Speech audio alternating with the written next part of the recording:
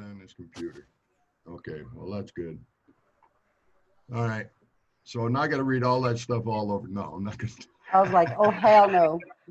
Drive on. to. Okay. So Don or Glenn, I don't know who's going to do the presentation from your side. Do you want to make any comments and then get into what your plans are about? I'd like you to go ahead anyway. Yeah, two things. So I think we'll need to organize a separate meeting to walk through like individual benefit details. But what I hope we'd be able to accomplish here is to, get some level of agreement in the approach that we're going to take. And so we have very specific recommendations.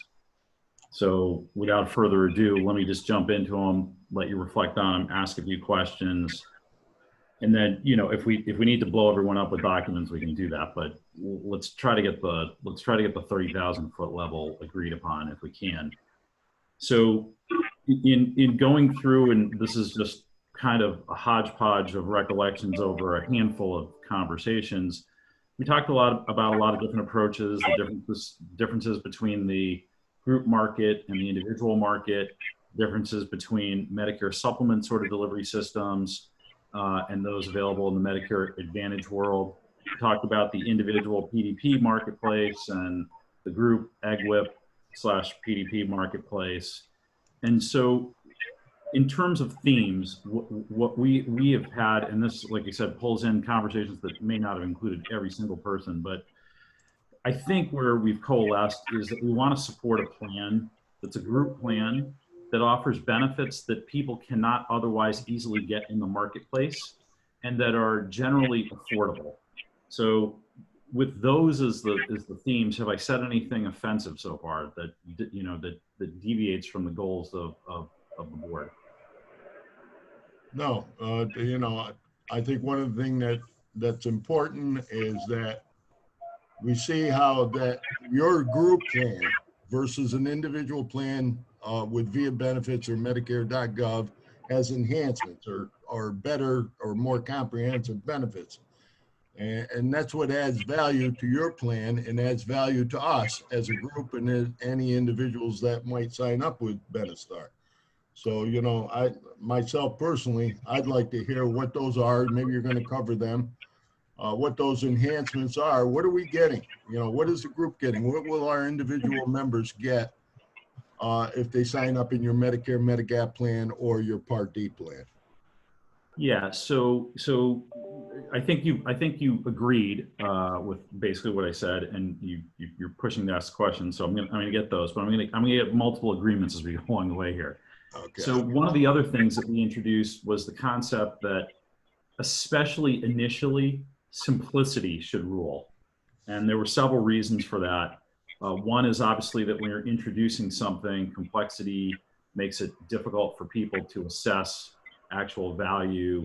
It doesn't have like sort of the imprimatur that we agree to this. It's more of, an access, and people candidly already have that with Medicare.gov. So by law, every individual product in the Medicare Advantage world is already available on Medicare.gov. Just go there. You can look it up. Don't need me to help you, but if you do need me to help you, I can take you there.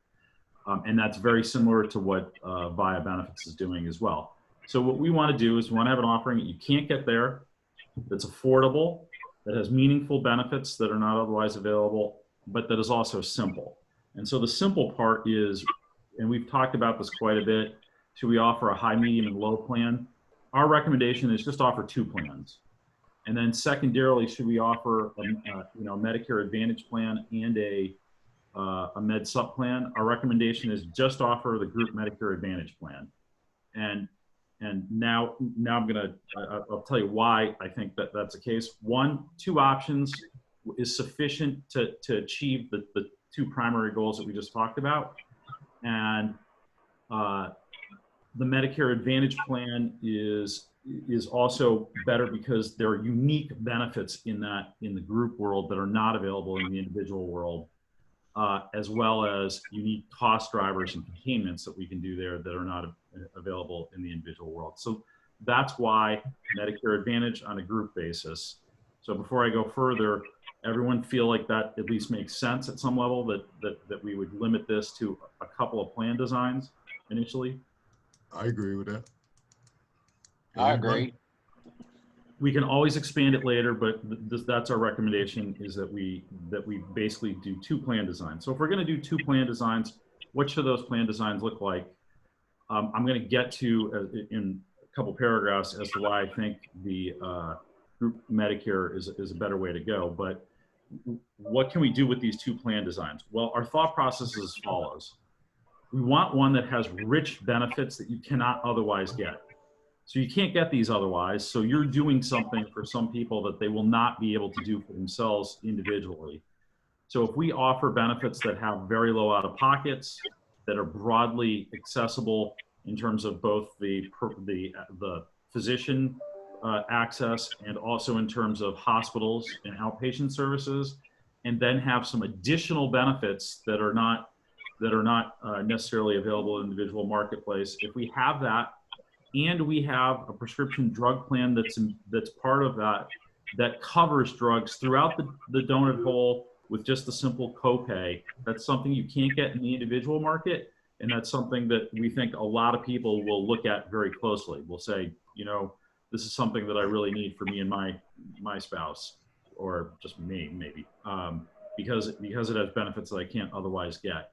And then secondly, because a lot of these folks are participating in one of the VIA benefits in order to get the subsidy. And for a lot of people, I think that is, they have a med sup plan, the plan F or plan G or something like that, or they have an individual, fairly inexpensive Medicare Advantage plan for their local area. They then choose the prescription drug plan and offset that with a subsidy. Well, that prescription drug subsidy plan is just an individual. It's an individual product.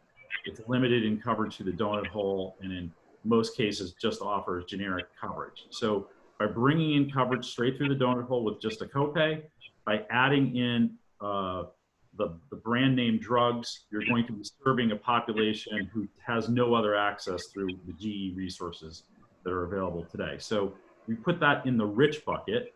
And then in the lower bucket, we still want to have rich medical benefits. We don't see any point to not having that, but we'd be more sensitive to the fact that many of these people may opt to go with that subsidy, take a prescription drug benefit. And so we'll reduce heavily the coverage for the prescription drug benefit. So it's something limited.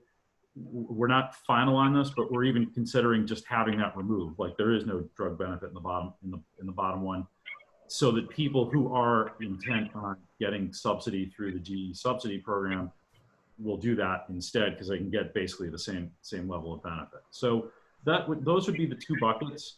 And what we would intend to do, we have a lot of this stuff already, but what we tend to do is whoever wanted to join, and I'm not trying to overwhelm anyone, but each of these would be about 30-page documents. And we just go through line by line and say, this level and this benefit makes sense to include in what we want to do. We could organize that. We'll host the call in, and, you know, so it's on screen and you can look at that.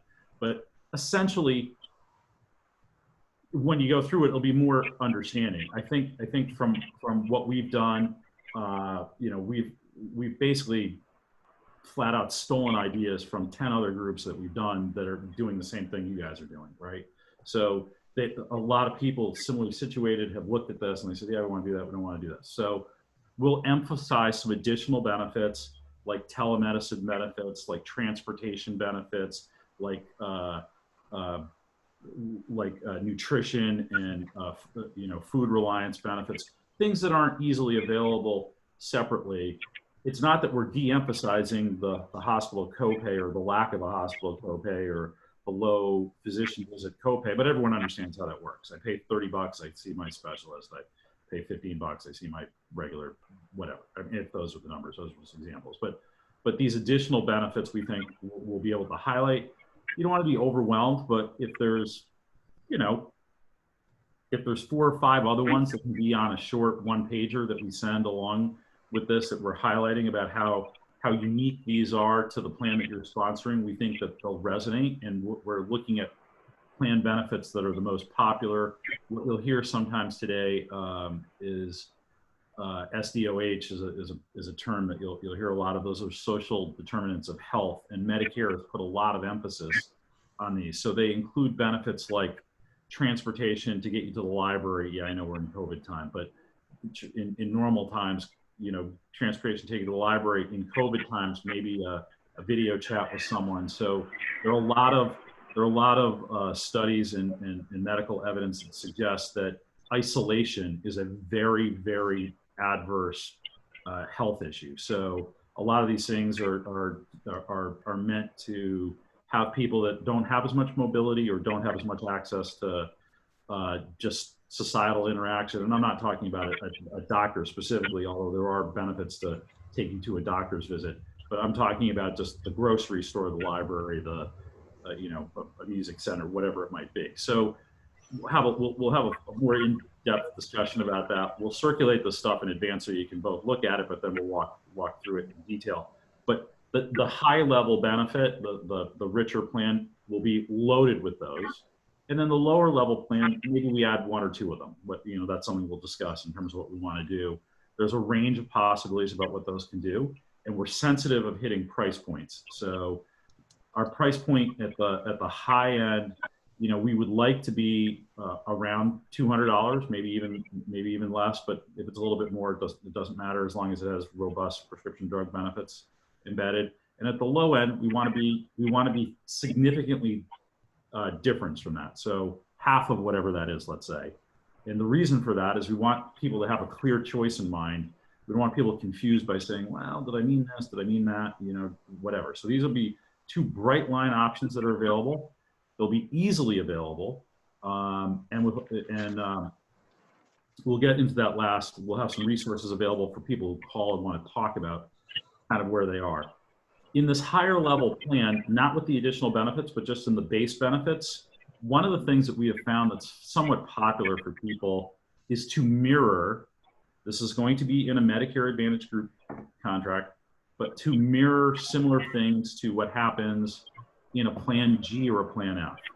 We don't love the Plan F because you're paying for a benefit that everyone uses. So if it's $198 deductible, to the premium cost to that, even though it's expressed in a monthly amount, totals over a course of a year something like $235. It's not really insurance. It's, you're paying for the benefit yourself, monthly.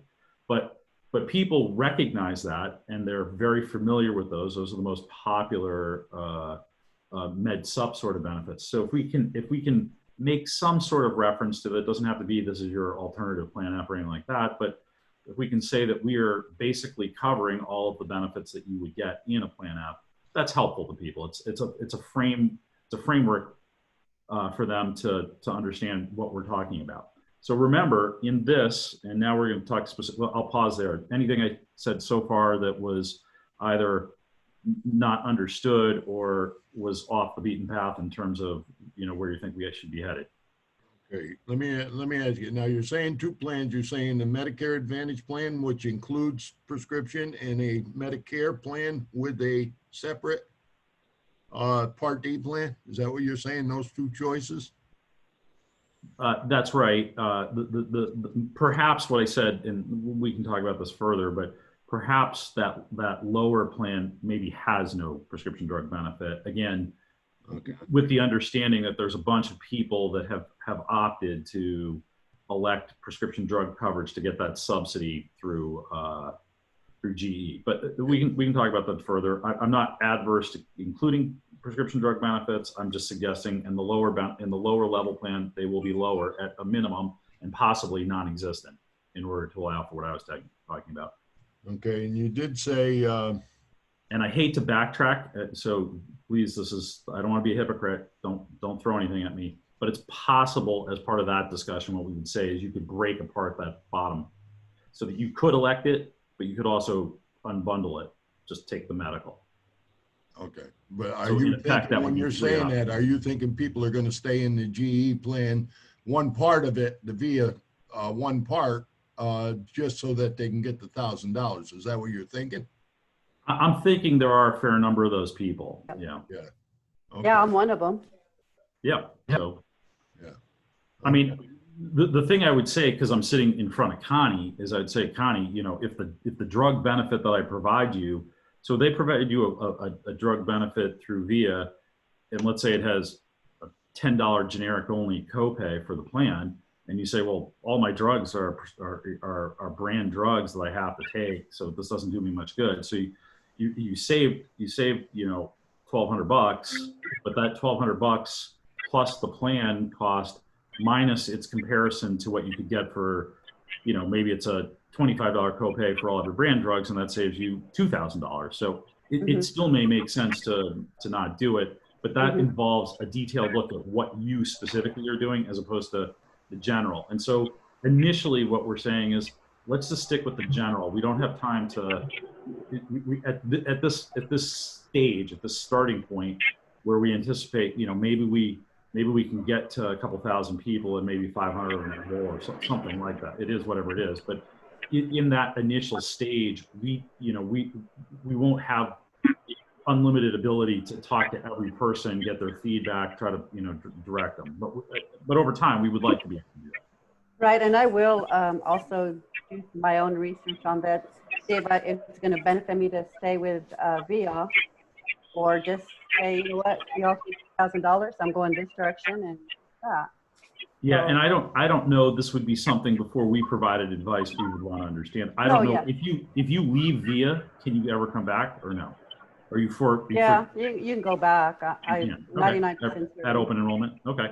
So that's an important thing to understand for people making these decisions. But anyway, just to where we've gotten to so far, 2 plan designs, high level, low level plan in a group Medicare chassis. We've narrowed it down. We want to use Anthem for this. We think that most people will identify with Blue Cross Blue Shield nationally, more so than Aetna or Cigna or Humana, although they all have pockets where they have some strengths. But just generally speaking, we have a strong relationship with many of them. But I think here, Anthem's sort of Blue Cross network presence will be easy for people to understand, and we'll feel comfortable with that. That's our feeling. They've also been a little bit more aggressive in helping us to design something specifically here, and they are in terms of a network, a name brand, and they're available. But in this, and this is an important thing to know, because someone is going to ask you this, and you will need to say it, not me. You will need to say to someone. It doesn't matter whether you go in the network or out of the network. These benefits will be the same in network or out of network, the same level of benefits. So if there's a $15 copay in the network, there'll be a $15 copay out of the network. There's a $100 deductible in the network, be a $100 deductible out of the network. You don't have to pick and choose. You don't have to understand who is in the network or not. There are some rules, but those rules are at the group level that we will solve for, and those are about the availability of doctors that would be in their network. But this is it's a network-based plan. It's a Medicare Advantage plan. It's managed care, but here it's passive. It's a passive PPO. It's directed by the individual where they get care, how they get care, when they get care. So they don't have to go through a gatekeeper. They never need a referral. I mean, they may need a referral for like get a drug or something, but they don't need a referral to get care or to go see a specialist, et cetera. So all of those sort of things will feel in many ways just like an indemnity plan, just like traditional Medicare. But the carrier in this, the insurer Anthem, is providing all of the benefits, including all the base benefits all the way up. So for some people, they'll say, yeah, that sounds different. Do I lose my base Medicare? Do I lose my card? Do I lose my eligibility? And so we'll want to be careful to make sure we're addressing those questions for people. The answer is, it works just like in the individual market. You will get all of your benefits through the insurance carrier, as opposed to some from Medicare and some from a supplemental carrier. So in that sense, you lose your Medicare card. But if you wanted to opt out, you can opt back into traditional Medicare Part A and B with, just notice it's just the next day. It's a qualifying event to leave a group Medicare Advantage plan. So it'll create a qualifying event for them. They can enroll back into whatever individual plan they wanted or go wherever else they want to go, but certainly enrolling back into Medicare A and B and leaving this plan. So that's an important point for them to know. They don't have to wait until some period of time in the future. They typically just enroll them first of the month, following month. You just provide the notice. We can assist them with doing that. Very few people do opt to leave because the reason they came in the first place was because they had a pretty decent understanding of the benefits. They're very flexible. Typically, these are rich benefits, although in the lower plan, I guess there could be an argument that they're not as rich as some other plan, but and they're generally widely available all over the place. So Anthem, Blue Cross Network, but it's going to be indemnity in terms of delivery. Our design is to be able to say at the high level that we're incorporating essentially all the benefits you get in a plan F or G, and at the lower level, it'll be a lower level bucket of those. Will include a whole bunch of plans, a suite of additional benefits in the high option plan, and a few that hopefully you'll have some input in selecting in lower option plan. And we would target about 50% difference in terms of the pricing for each of those. It would be available to people in all 50 states, Puerto Rico, Guam, and any of the territories, any place that Medicare serves individuals. But as you know, Medicare does not provide services, not that people in this COVID time are traveling much, but in foreign countries. Having said that, let me pause there. Any questions on those aspects? Everybody understanding what he's presenting so far? Well, he's wanting to keep it simple, and I am trying to keep it simple. just, and you're going in your golden years, and then you get all this confusion with all these different plans, and it makes it tough for people to try to figure that out when we're on the edge of dementia, as we get older. And so, well, hopefully not. What we need to do. What's your name again, fella? So a couple other things we want to talk about. We think that an ideal time to launch this would be October 1st. Okay. And our thought process here is to make an offering. I know you have contact information for at least 150, 80 people or something. So to the extent that you may have it through internet, we can do some internet marketing and that sort of thing. But we think if we launch then, it's kind of a soft launch. What we will do is for people that come in then, we will have a 15-month rate at least. So it may be longer. We may fix the rate longer than that, but the rate will at least be 15 months. So it won't be like they come in 3 months, they get a renewal or something like that. It'll be at least, if we do it in October, it'll be the next renewal at the earliest would be January of 2022. And so part of the thing when you're making a change that we hear a lot from seniors is they're concerned about, you sold me this plan, it looks wonderful and it's inexpensive today, but what happens tomorrow? Like, are you just getting me in there so I get a big rate increase? And the short answer is no, we're not. But having in fact, a longer rate guarantee helps put people's mind at ease about that. So we're going to try to have a 2-year and 3-month rate for this. It's not quite final yet, mostly because we haven't finalized everything. But if we do that, then that will be an even bigger signal of stability. People will know for not only this current enrollment period, but for their next enrollment period, meaning the open enrollment, the OE for Medicare, that they don't have to worry about it, that they're that they're set, they're in a good position. So so that's another aspect that we want to talk about. And then in terms of that enrollment for October 1st,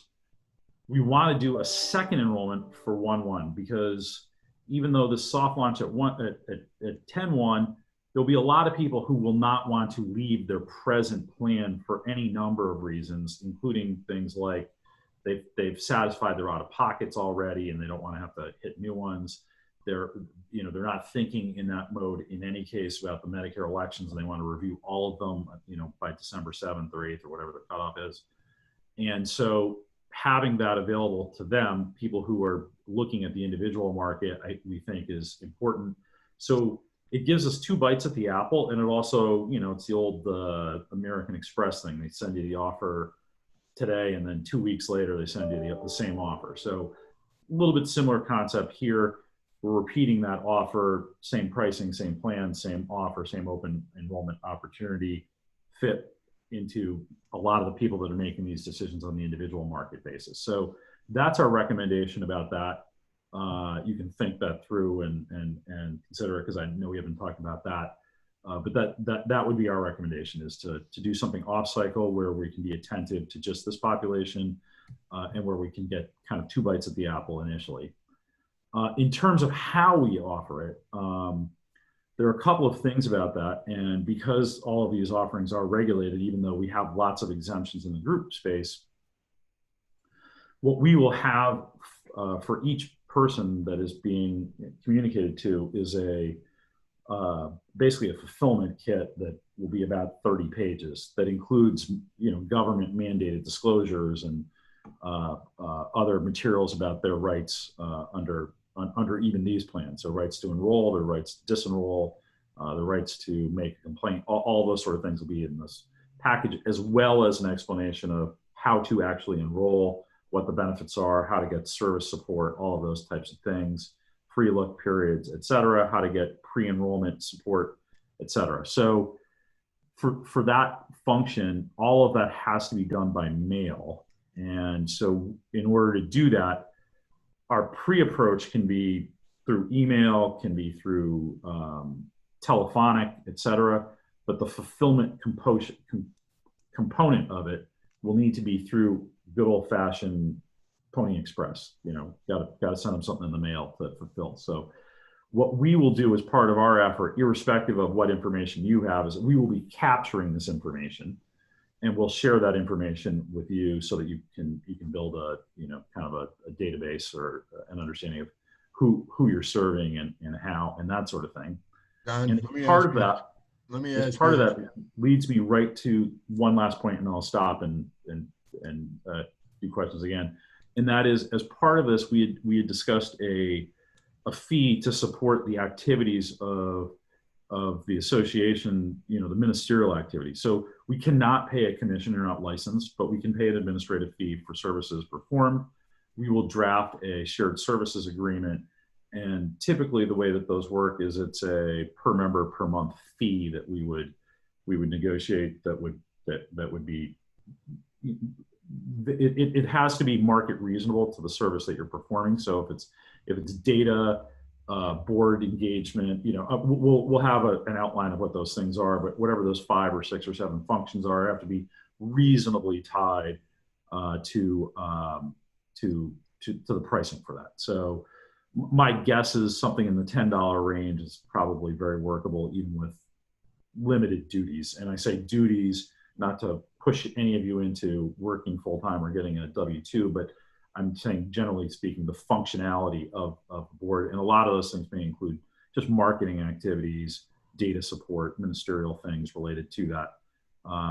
All the professional things related to actual member interaction and care and anything that would require HIPAA training or whatever will be fulfilled by either the carrier themselves or us as a licensed TPA partner of theirs. So don't want you to be too scared about that. But anyway, wanted to mention that. So any questions about that aspect of it? All right. The enrollment package that you talked about and sending it out, and you have to do it snail mail. What happened to the portal idea, the online application? Can still do a portal, can still do anything. As I said, it doesn't matter what you do. You can do anything you want. The fulfillment still goes by regular mail, law. By law. Is that Yep. right? Okay. So you have to send them those materials by law in the mail, but they can do online application, but they still have to get those materials. They can do online application. They can do telephonic. We can send them paper. They can do it by fax. We can, in telephonic, they call in, we ask them the questions, capture it by recorded. So as distinct from, push this button or whatever, which no one likes. So, but yes, we can do each of those ways are doable. Okay. So you're saying initially October 1st, kick it off, first shot at enrollments or bringing people in, and then the second enrollment January 1st. So you're saying so that doesn't interfere with their co-pays, deductibles, and all that kind of stuff, right? You got it. Okay. And then the 15-month rate, that locks in a price so it doesn't go higher like in the next year. And that's the point. You're looking at a 2-year rate possibility. Yeah, we're looking at a 27-month rate, but it won't be any less than 15 months. Okay. 27 months. All right. Now, is the Express Scripts in either of these plan designs? A Medicare Advantage usually has its own Part D, right? Yeah, so the answer is yes, and they are the Part D vendor. So the Medicare Advantage Plan itself, the medical portion of it, can be married to a group EGWP. They're two separate filings that are just pushed together. So right. We'll present it in a single offering, but depending on what you decide on whether we want to offer one as a kind of a standalone or not, we'll do that. Anthem does have their own PBM. They used to use Express Script. They have launched their PBM effective for dates already. I think they were available already for like maybe even 1/1 of this year of 2020. So in a full disclosure, I don't have deep domain experience with their PBM, which is new. It's owned by them.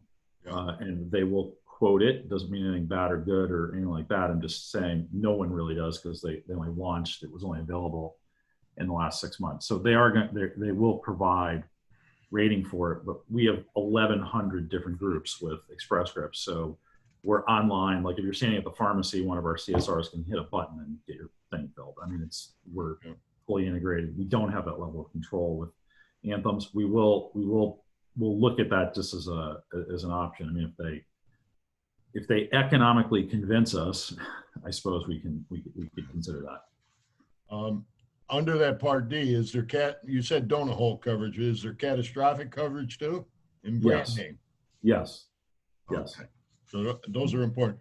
Do you think most people that are in the RRA get the $1,000? Do you think, I'm just asking this hypothetically, do you think most people are going to want to come into your prescription plan, whether it's separate or part of Anthem, because of, comorbidity, other illnesses, a lot of prescriptions?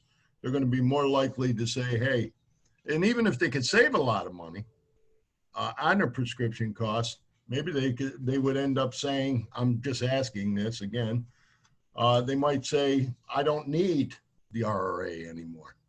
Yeah, so this is what will happen. If we are successful in reaching 1,000 people, and they're the highly motivated types of folks that are like supporting your organization and were disaffected by GE, the enrollment might be pretty high. We might get 50% of them. But in general, setting that aside, in the first year, in the first enrollment, so here we're contemplating doing 10-1 and 1/1. I'll take those together as the initial enrollment. In that initial enrollment, you will get a lower than you expect enrollment because people are skeptical and they're concerned. They have fear of making a decision that might cause them harm. But what happens is, and we see this in a lot, we were just on a call last week with someone that has about 12,000 people enrolled. They've had the same rate for 5 years. They've increased benefits every year. It's gotten to the point where people are just like, I'm just silly for not being involved. But otherwise, I remember, going back and talking to, it was a couple, and they were in Pennsylvania, and they were with Mutual of Omaha, and they were paying like $400 each for a Med Sup plan. Just the Med Sup, $400 each in Pennsylvania. And I was like, I mean, if this plan didn't work, it would be better for you. Like, if it denied all your claims, it would be better. Like, I mean, you're paying $800 and change a month to not even have prescription drug coverage, and this was gonna cost them $100 together. And so the point of it is, people are comfortable where they are. It's difficult for them to move. They want someone else to have been in it first. They want to know what the experience is like. They want to ask some questions.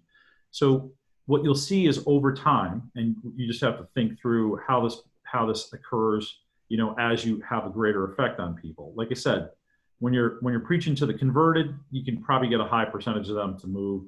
But when you're just another option for other people, skepticism and concern for, their own, they don't want to make a mistake. That it's like, whatever, it's a devil, at some level. It's difficult to do it. And by the way, it has nothing to do with this plan or that plan or whatever plan. You could try sending 50 people $100 in the mail, $100 bills in the mail. They'll call you up and go like, what's this about? Why are you sending, half of them will take it, but the other half will be very skeptical about it. And, what are you doing to me, et cetera. So well, I think I you got a should phone do call that. from my mom because when she got the individual tax rebate, it came on a card. So she was like, what is this? Can I use this? Is it safe to use this? It was like, well, what is it? I mean, like, I forget what it was. She got 1,200 or whatever the number was. The stimulus, yeah. Stimulus, yeah. Yeah. But she was like, should I use this? Like, I don't know if I should use it. You tell her to send it to me. And I like We'll send it to John. He's going to test it out just to make sure it's safe. Hey, and I like the idea of you sending everybody $100 too, buddy. There. It's yeah. on the record. Yeah, Mike's in charge of that department, so talk to him. Is there any dental or vision covered in these plans? There is a little bit of vision in what we've suggested, and there's a tiny amount of like preventative dental, but in terms of true vision and dental, no. So in what we're suggesting, there's the eyeglass thing, but since you've raised it, if that's something you'd like to see as part of it, we could as an option just for discussion purposes. Yeah. And this we could have an enhanced vision, enhanced hearing, and enhanced dental. I'd like beyond just I'm going in for a preventative screening or an eye exam, et cetera. Right. And I should also say, when you're talking about vision, you're mostly talking about the eyeglasses themselves, the lenses, the whatever, and things that are related to it. Medicare does cover if it's medically necessary, it'll be covered. Just like there's two different kinds of podiatric services that whatever. In any case, I get so. But if we're talking about traditional standalone vision, wasn't contemplated, but we can show that just so you can have a feel for it. And again, this goes back to my opening paragraphs. Those are great, but we got to keep it simple enough that people aren't overwhelmed with information, and they're not overwhelmed with like making a decision that's economically, challenging for them to make. They like to have a very clear. One of the things, Don, is that when we're talking about enhanced benefits or better type coverages, and I sent you a list of like the mental health coverage, the substance abuse coverage, nursing home, home health care agency, hospice care, chiropractic, podiatry, outpatient, urgent care, emergency care. All those things are in that enhanced plan that you're talking about? Those things are all in the enhanced plan, and almost all those things are in the base plan too. Okay. Yeah.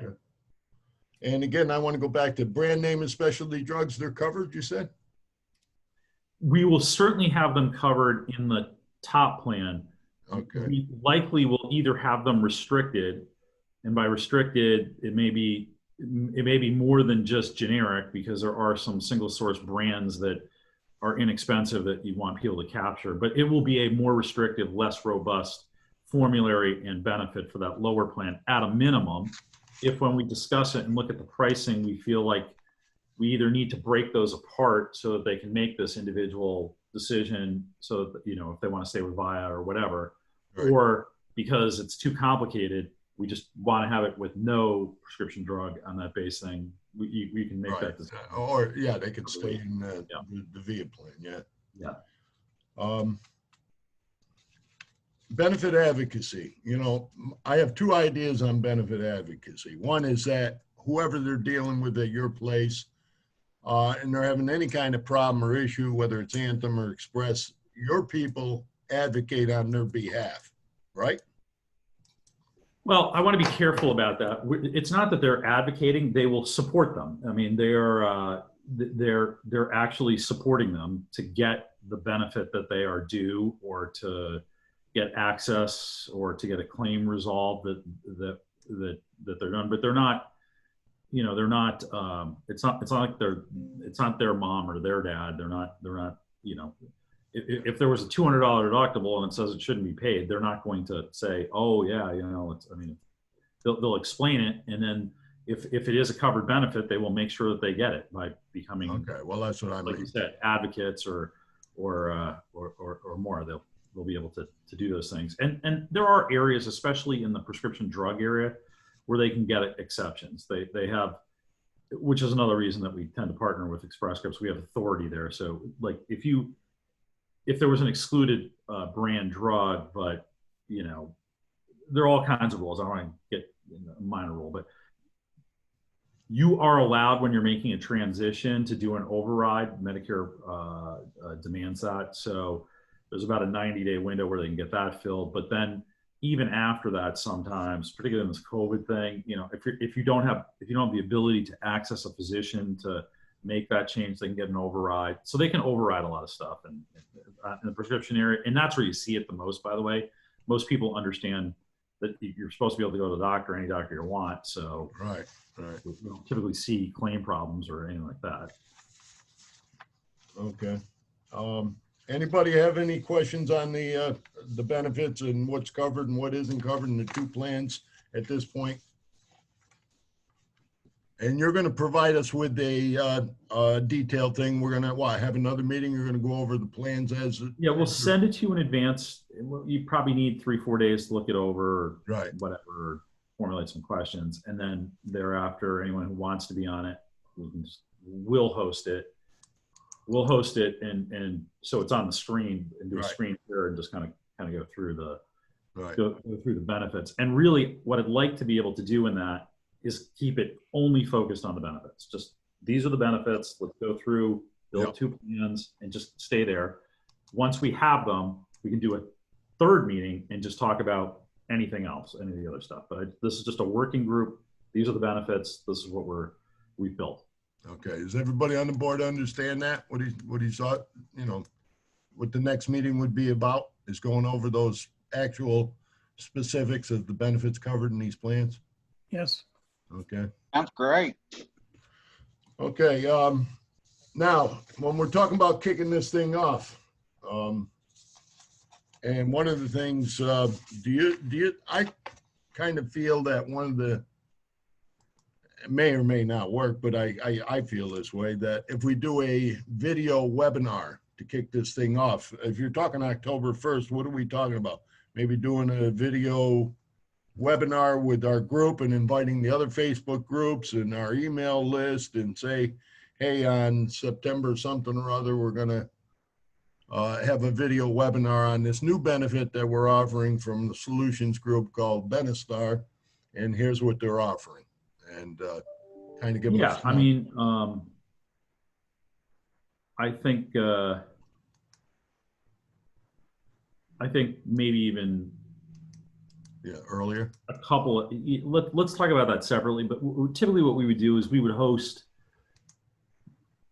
a group Zoom meeting, and I think, what are these, limited to 100 or something? Unless I think we have a higher, to get beyond we 100. pay the pro amount. I think we have 1,000. 1,000. Connie, do you know? Is Connie still here? Or is she gone? She's I'm here. Oh, okay. Connie, I don't know, but I think it is over 100 as well. Yeah, Okay. I think it's 1,000 on that. Yeah, but maybe even so, you'd limit it to, you'd have multiple and have people sign up for them, and if We can do that. Yeah. 5 of them. But Yeah. it's on wheel. I mean, all you're going to do is listen to a talking head if it's 1,000 people. So Yeah. John, wouldn't it be better if we just had maybe the administrators or the other group come in and not the whole group?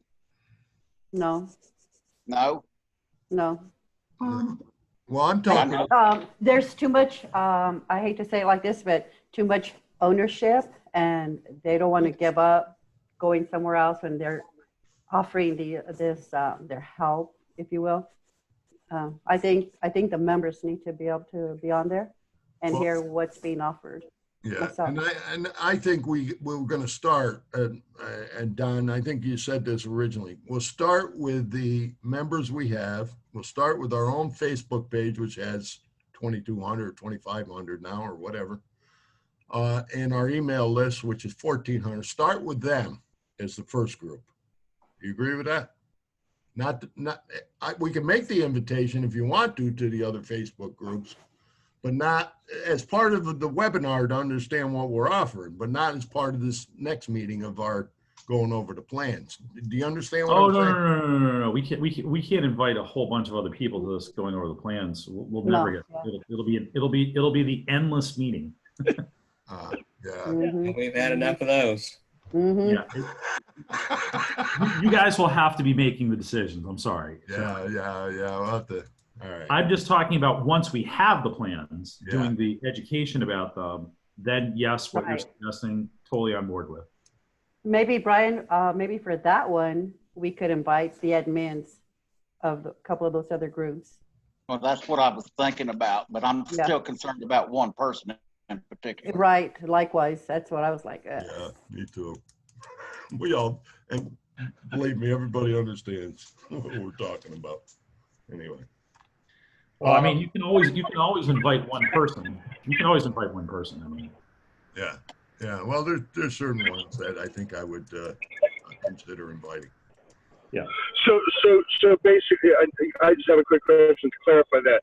You have 1,800 on your Facebook, you have 1,400 with emails, and then you'll decide on the admins from other groups on a case-by-case basis. Right. Okay. Yes. Okay. Yes. Yeah, that was politically correct. Case by case. Everybody's dancing around. And we And have it- two head And it cases. really sucks because I have a hard time being politically correct. So, yeah. So do I. This is the most politically correct thing I've ever said. Don and Glenn can attest to that. Yeah. Oh, we'd get along just fine. So we will try to have this out to you probably Monday or Tuesday, Okay. and then if you want to set something up maybe for the following Monday or Tuesday just to go through it. Let's see here. So that'd be a week from Monday. Monday's So the say the 20th Monday. or 21st. That's Monday or Tuesday. yeah. How's that sound to the board? Any It sounds good. That sounds good to me, yeah. 'Cause I Okay. got a shop next. I know you probably, some of you might have an appointment or something. That's why I'm asking, you know, Yeah, I can't remember that offhand. but you shouldn't have any appointments because you're supposed to stay home. I go get my shots every 3 weeks, John. Get them outside. Well, Let's have an outside meeting. That's how I get them. I get my allergy shots outside. Yeah. Okay. All right. And it works. Any other questions you guys got for them? We've got a pretty good understanding about where we're headed and what we're going to do next, and what a basic concept of what they're offering right now. We hit on a lot of stuff. So if you think of anything, certainly just email John, email us, and but I very much appreciate we kept this to 1 hour. So I was like, Hey, that's good for us. We can do it. And you know why, don't you? Oh, I'm not going to say it. go ahead. Go ahead. You might want to shut the recorder off before you do. Yeah. Yeah. Because he's probably going to listen to this. No, I'm sorry. all right, well, thank you all. Enjoy the weather wherever you are. Stay safe, and we'll look forward to chatting soon. All right. Thank you, Don. Thank you. All right, thank you. Thank you, guys. Thank you. I'll Thank you. Stay Keep the safe. board on for a minute. Okay. Bye, guys. Okay. Go with it, John. They're all gone. Oh, Betsy was waiting out there. Hey, you big dummy. Oh, well, there you go. She's not waiting no more. Oh, I just did join. So Oh. Oh, is she in? Oh, boy. She's an hour late. just for the record, if you kept me waiting longer than 10 minutes, I'm out of here. I'm logging out and going. We'll do Well, I whatever. pressed admit, but There's Betsy. there you. Betsy, Sorry, I don't know late. how I long had a you're. doctor appointment. Is anyone on? Yeah, we're Or are on. you done? We're here. Betsy, Betsy. I missed it. this is all recorded, Betsy. Okay, A great. little late, so you can watch it. It was pretty good. They explained their plans in a general description. They explained 2 options that they're going to offer: Medicare Advantage, which includes Part D, and then a Medicare plan with Express Scripts as Part D. those two plans, and we're talking about an October 1st kickoff with a second kickoff in January, so people don't worry about co-pays and deductibles and all that stuff. And locking in the rate for longer periods of time and benefit enhancements. All of it, basically, you'll hear in the video, but they're going to provide us in our next meeting, which is going to be around the 20th or 21st. It will be that one of those 2 days, with a specific benefit sheet on those plans that we will go over our board with them. And so we can see and we can ask questions and we can take that and compare it to what we have and all that kind of stuff. They're gonna email it to us, to me probably, and I'll get it out to the board so that we can look at it before the 20th and 21st.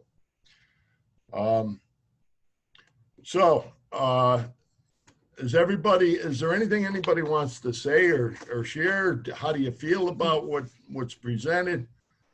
Well, I gotta get going. You got to get going? I have to go to the tax, to pick up the That's tax right, forms. yeah. Like, I gotta mail them today. Connie, we had to do the IRS in the state of Kansas, and Connie's got to go pick up the tax papers and get them in for Kansas. And IRS, we already filed that. So, Yeah, but, so she has to take off. yeah, I'm sorry, but is there anything else we gotta vote on or anything before? No, I just wanted to just get some last thoughts with people here, if there's anything they wanted to share, that's all. Okay, well, I'm gonna head out then. All right, Connie.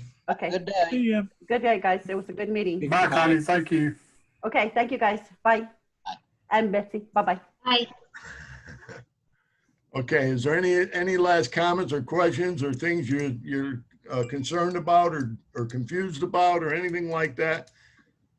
Again, they said that, you can send them to me too, if you want to, if you think of things, and we could ask them to answer those before the next meeting. But go ahead. Well, this doesn't regard Benistar, but I have a concern with the amount of people asking to join up and questions aren't getting answered. I mean, I'm getting probably 10 or more requests a week, and I can't approve them. I don't know what to do. What can we do? Any suggestions? Well, what I've People done, wanting to join. Yeah, you're talking on Facebook, right? yes. Yeah, I'm sorry, Brian. They're wanting to join the solutions group is Right. what they're wanting to do. Yeah, and what I do is if you click on their name and you can send them a message and you say you need to answer the questions. If you do not answer the questions, we can't approve you. I do this, but they don't know who I am, so they won't accept the request. I'm running into that. I do send them messages, but since I'm not in their friends, so to quote, they won't open the contact. Okay. Yeah, well, there's two different issues there. One, they just don't answer the questions. There's like 3 questions. And the second is they get invited by somebody. And the person that's inviting them doesn't even tell them that they're inviting them. So therefore, the person doesn't know. And you can send them all the messages in the world, and they whether it's you or me. That's some true. of them are friends. And they just turn around and they say, well, I don't know what this is about. They don't tell their friends that they're inviting them. That's quite a few of them. And the other ones just plain don't answer the questions, and I send them a thing, and you know what? Sometimes I get an email back or something, or a message back like a month later. Well, I already deleted them. So, hey, if they don't answer it and you wait a week, and if you message them and they don't answer, just delete them. That's all. Decline them. Generally, I just look at their profile and see where they might have worked at. And if they happen to be a That's General true. Electric person, I'll just go ahead and approve them. Yeah. I mean, it's saying it, well, do you have to abide by the rules? Guess what? If they don't abide by the rules and then they haven't saying that they will, you can always knock them out if they start getting, vicious. So That's what I do. I go and look at their page, make sure it's the right person. because and I've see if knocked out they a look lot of like they're people from, connected. If they ain't, I don't do nothing. I have done all this, and it's still to no avail. It's just frustrating, and I don't know of a way to get around it. John, that's why one of the questions I posed to you with GoDaddy is, can they put it in there as to where it defaults back to the questions before they can hit the submit button? Not for Facebook, they can't, but they certainly can for registration on the formal website. Yes, they can. Okay. That All right. we can, there's a way, because I've done it. When you set up the profile in the registration page, that it's, there's a little asterisk by the box, like, are you hourly? What plant did you work at, or what G location? That kind of stuff. You know, are you a retiree or dependent?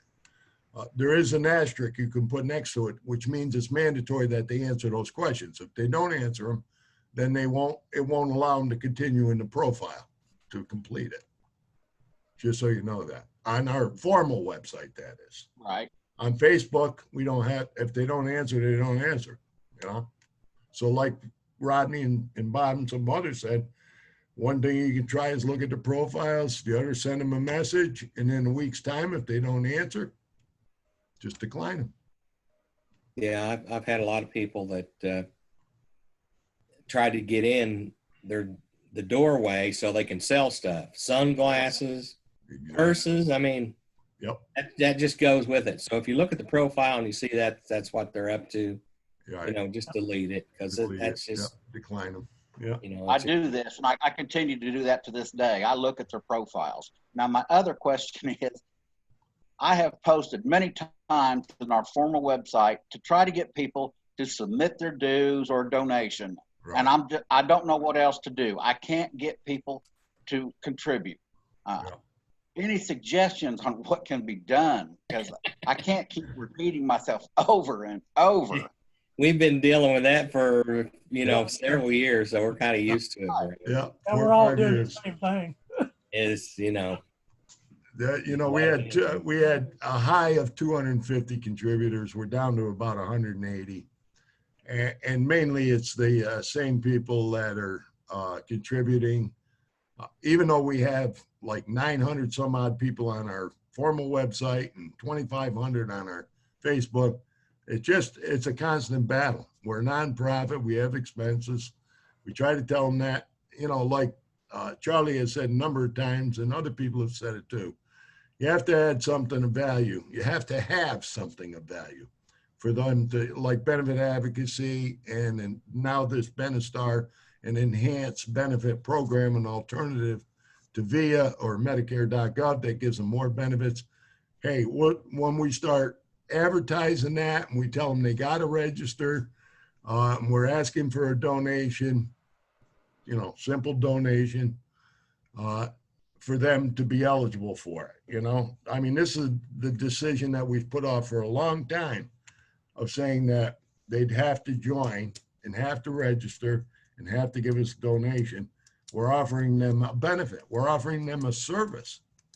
And you know, it costs to run a nonprofit like this. So, you know, and it's frustrating, Brian. It's frustrating because as much as we've done that over the 4 or 5 years, represented them in lawsuits and done all kinds of things that we've done, they just don't see the value. And of course, we're fighting against other Facebook pages that they say, get it here for free.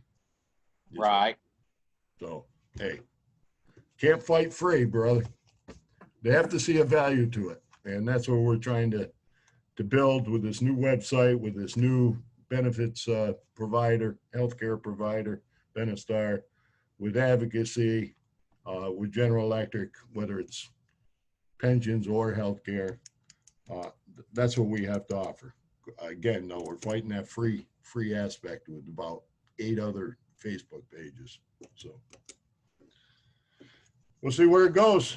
We've been trying and trying and trying. You know, what else? Anybody else? No, our only way we're going to increase is if we have G has another disaster and then everybody gets scared and decides to donate. That's usually the only time we have an uptick in donations. Well, yeah, you know, there's no guarantee on the RRA continuing. You know, there's no guarantee that they won't de-risk the pension plan. You know, and then they're going to want somebody to fight for them again. You know, so you know, I hope it doesn't come to that. I really do, but it's always a possibility. G's in bad shape. So financially, and with this COVID, it's even worse, you know, in a lot of ways. So, but until that, like you said, Rodney, until that day comes, you know, I guess they're happy. I don't know. All right. So if there's any other questions or comments, how did everybody feel about their presentation? I thought it was pretty good. Yeah. You know, you could always go back and listen to it, and you will get an email with the plans, and then we'll have the meeting on the 21st. Okay. I got one suggestion, Yep. if you don't mind. As far as raising money, what if we put out there, okay, the retirees need somebody at national negotiations on retiree day, and we need to set the expenses up for that. So we send somebody up to that. You hear what I'm saying? It kind of broken up there. It was broken up. I think he's asking about sending somebody to the national meeting for the company, right? That's correct. During negotiations, let the members know that we're planning on sending somebody, but we need expenses paid so we can send somebody. Okay, you're talking at negotiations. All right. Right. I know it's 2 years down the line, but yeah. I think Bob was thinking of in the fall, you know, we have the meeting with GE, all the retiree reps from around the country. We meet with GE. But certainly that's another option is to for us to be at, if they'll allow us. I don't know if that'll happen, Stanley. They'll allow us to be there. I tried to do that on a level a couple times, and I was told no, you know. So I'm just telling you right up. You know, they allow the only organization I think they've allowed, Stanley, and you could do some more research on this, is the CWA Retiree Council. Allowed them to have input or come and do a presentation at negotiations or something like that. Now, I don't know if the IUE or the other unions, they allow people to go in there and do presentations from retiree groups or not. I'm not sure anymore, to be honest with you. well, I was involved in 5 national negotiations in New York. And every negotiation we had retirees to come in. Now, I was IBEW and IUE and CWA put on a lot of this stuff, but even though IBEW didn't have a national contract, they was involved in all of them so they could bring representatives in at the same time. Yeah. So I don't know why they wouldn't let people bring people into the national. I mean, I feel like on the national level, the unions is selling the retirees out. That's my opinion, and I'll stick with it. But yeah, I'm trying to. It's something like you say. When's the contract in? It's 2. I think it's 2 more years. 2 more years. It's something we'll have to keep in mind, But and just certainly look forward to. we could approach the leaders of the different unions that are part of the CBC. I don't know how many are left in it, to be honest with Well, the thing about it is CBC got destroyed at the last contract. you. Yeah. So I don't know if y'all know that or not, but IUE, CBA, we didn't make the old deal and left everybody else out. yeah. Well, it's something we can talk about in the future, that's for sure. I mean, I wrote to them on the last contract and gave them my input, and they responded to it, but they didn't invite me to come, you know. So, but it's certainly any kind of advocacy like that we're certainly in favor of, whether it's hourly or salary, we're in favor of it for our people. Okay. Anybody else? Everybody happy? Betsy, you're gonna have to listen to the whole thing by yourself. Okay. I make a motion, we adjourn. Yeah. Betsy usually watches the video anyway to do the minutes, right, Betsy? Yeah, I do, because sometimes I miss things or. Yeah, You yeah. better tell her about that first of that, John, that we missed. What's that, Bob? Remember, we didn't have the recording on at the first one? Yeah, but that was the top of the agenda, so she'll see that. Yeah, Betsy, maybe the dispensing with the minutes and the financials, because we had the meeting with Benistar. and all Okay, that in the beginning, you won't see that, but it's in the agenda. all right. Okay, so we already, I think Rodney made a motion to adjourn, right? Bob seconded. Bob seconded, all in favor? Aye.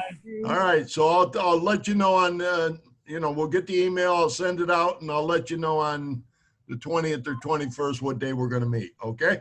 Sounds Okay, good. thank you, John. All right, I'm gonna end this recording. Everybody be safe. All right.